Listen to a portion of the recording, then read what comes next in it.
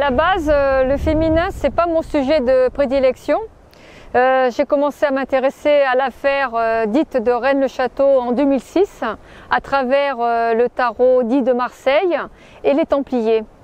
J'ai publié l'Arc de Roseline en 2016 et entre-temps je me suis intéressée à l'histoire de la région, notamment Rennes-les-Bains, l'abbé Boudet, et bien sûr que j'étais consciente que beaucoup de femmes venaient pour Marie-Madeleine. Et bon, c'était un phénomène que j'observais mais qui ne m'intéressait pas spécialement.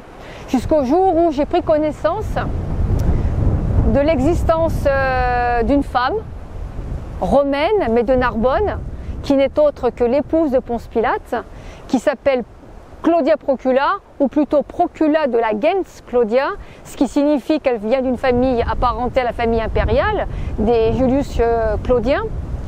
Et donc cette Claudia Procula, on le sait par un verset de Matthieu, qu'elle a tenté de sauver Jésus en envoyant un messager pour faire dire à son époux de ne rien faire contre ce juste, car elle aurait fait un songe pendant la nuit à son sujet.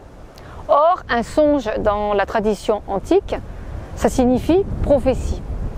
Et donc, je trouve ça intéressant.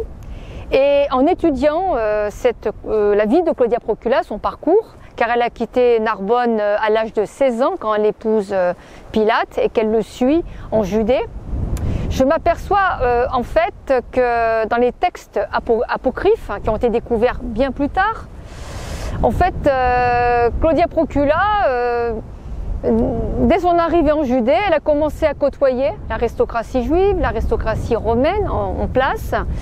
Et il est dit d'ailleurs qu'elle s'intéressait à la religion des Juifs. Et à un moment donné, elle a dans son entourage une certaine Jeanne, qu'on appelle Jeanne, femme de Chouza, qui est l'intendant du roi Hérode Antipas, qui est l'équivalent en Galilée de Ponce Pilate en Judée. Il représente le pouvoir. Et dans Luc, il est dit que Jésus était entouré de femmes. Il allait de ville en ville, il était accompagné par des disciples hommes, mais également des disciples femmes. Et ces femmes sont nommées. Il y a Marie de Magdala, il y a Suzanne, et il y a cette Jeanne de Chouza, et de quelques autres. Et petit à petit, certains textes font le lien entre Jeanne de Chouza, Marie-Madeleine et possiblement cette Claudia Procula. Donc j'ai commencé à tirer le fil et je me suis dit que si Marie-Madeleine,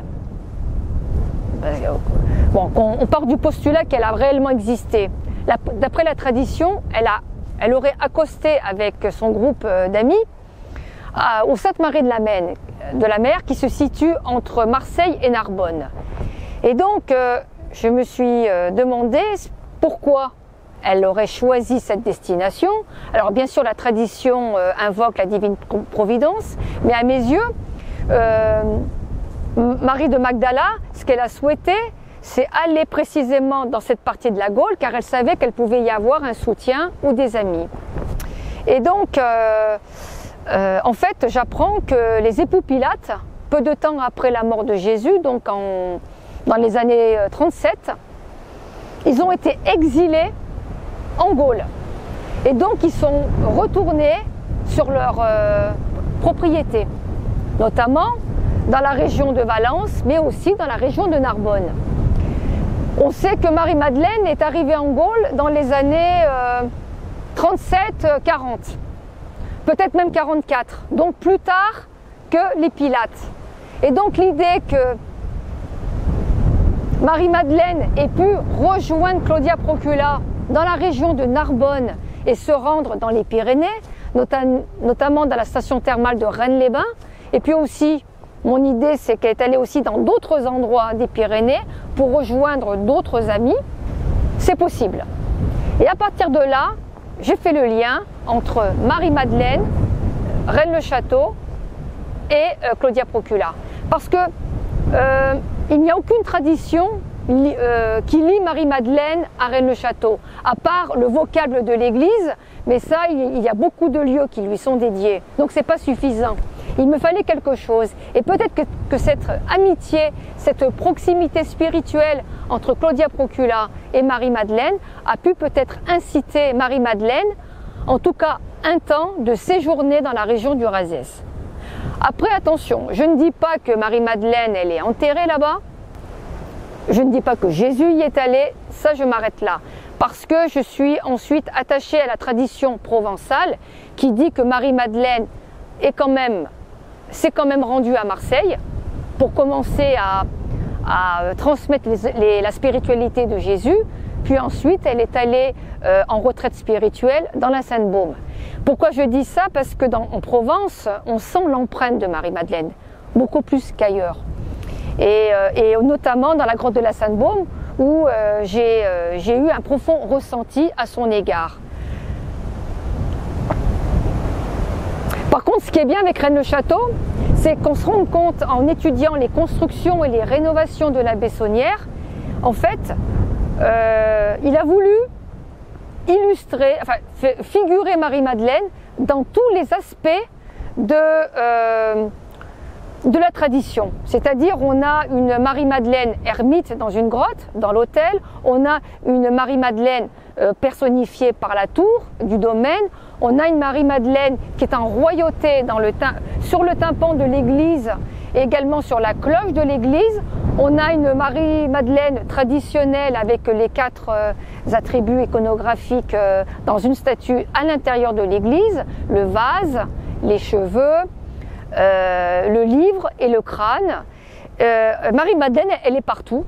Et en fait, on se rend compte que la Bessonnière, il a voulu donc construire un sanctuaire à ciel ouvert dédié à Marie-Madeleine. Ça correspondait à l'époque, à la fin du 19e siècle, début 20e, à une résurgence de l'intérêt pour la Vierge Marie et Marie-Madeleine. Et ce qui est curieux, c'est que ça provient de prêtres, notamment du sud de la région, comme le père Lacordaire, qui a consacré beaucoup de temps et d'énergie aux recherches sur Marie-Madeleine. Également, il a participé à la rénovation du sanctuaire de la Sainte-Baume qui commençait à décliner. Et donc, en fait, le rêve de la Bessonnière est devenu réalité. Il y a des femmes du monde entier, mais vraiment du monde entier, Australie, Canada, États-Unis, souvent d'outre-Atlantique, qui viennent à Rennes-le-Château pour, à travers Marie-Madeleine, se connecter au féminin ancestral. Parce que Marie-Madeleine elle-même est la déclinaison d'anciennes déesses sumériennes, égyptiennes, jusqu'à la déesse mère. Alors, tu penses que ça, Saunière le savait, et qu'en renouvelant finalement le culte à Marie-Madeleine, il essaie de révéler ses anciens cultes empruntés au culte païen? Ce qui est sûr, c'est qu'il a voulu donner sa juste place à Marie-Madeleine, qui était un petit peu occultée. Bon, on sait que Marie-Madeleine est très importante parce qu'elle est le témoin de la résurrection et qu'elle est chargée par Jésus de transmettre ses enseignements spirituels. Mais ça correspond aussi à une époque. Il ne faut pas oublier qu'autour de Rennes-le-Château, à la même époque, même un peu avant, il y a eu d'autres sanctuaires qui ont été construits, notamment un en Ariège qui s'appelle le Boulou. Et le Boulou, je ne sais pas si tu es allé, bon maintenant il a été démoli en 1960, il a été dynamité même. Mais en fait on se rend compte qu'il y avait 2 grottes de même importance, une pour Jésus et une pour Marie-Madeleine. Après, il n'y a pas à proprement parler dans les rénovations de la Bessonnière l'idée que Marie-Madeleine ait pu avoir un enfant de Jésus. Ça, je ne le vois pas. Il a voulu lui rendre hommage. Ça correspondait aussi à une période troublée de l'histoire. Par contre, dans les rénovations, que ce soit dans l'église ou dans le domaine, on ne peut pas vraiment dire qu'il y a un message codé par rapport au fait que Jésus était marié à Marie-Madeleine, qu'ils ont eu des enfants. Ça a été ajouté en 1982 par l'énigme sacrée des auteurs britanniques Lincoln, Lee et Begent. Donc non, simplement il a voulu lui rendre sa juste place, celle d'apôtre et apôtre des apôtres. Et en fait, ce qui est intéressant, c'est qu'à l'époque, d'essayer de comprendre pourquoi les prêtres, notamment du sud de la région, ont beaucoup insisté sur Marie-Madeleine et aussi sur Claudia Procula.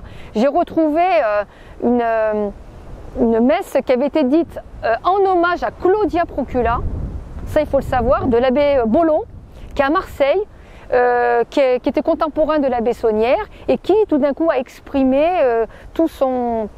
un hommage vibrant à Claudia Procula pour avoir tenté de sauver Jésus et d'être proche de Marie-Madeleine. Donc ce féminin autour de Jésus était connu, mais n'était pas mis en valeur.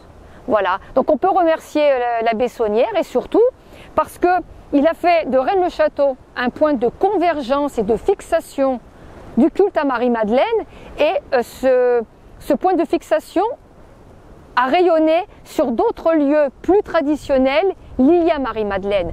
Parce que ce soit Vézelay, que ce soit Saint-Maximin, c'était un peu des lieux de pèlerinage qui étaient un petit peu assoupis.